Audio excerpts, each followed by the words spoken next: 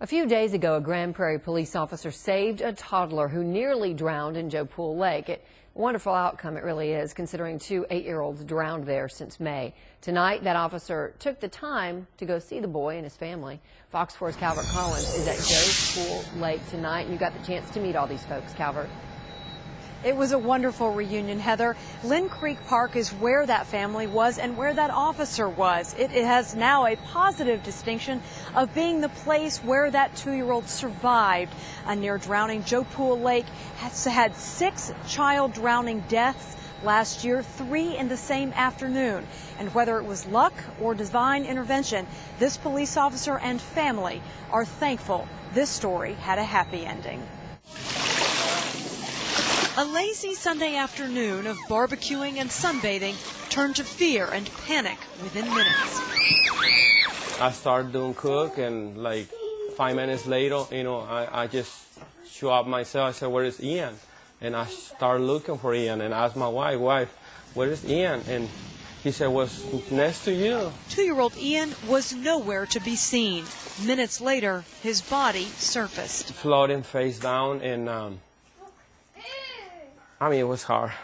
Father of 5, Arnold Reyes, scooped up his lifeless son and lay him on the beach, surrounded by a dozen relatives. He knew CPR, but couldn't think clear enough to start mouth to mouth.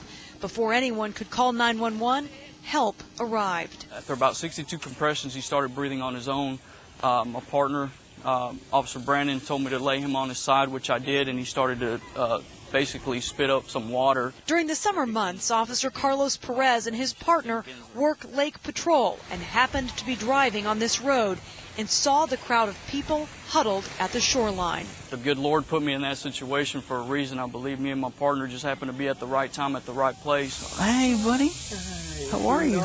Perez saw Ian for the first time since paramedics took him away 5 days ago. It's awesome. This is not at all what I remember him like at all.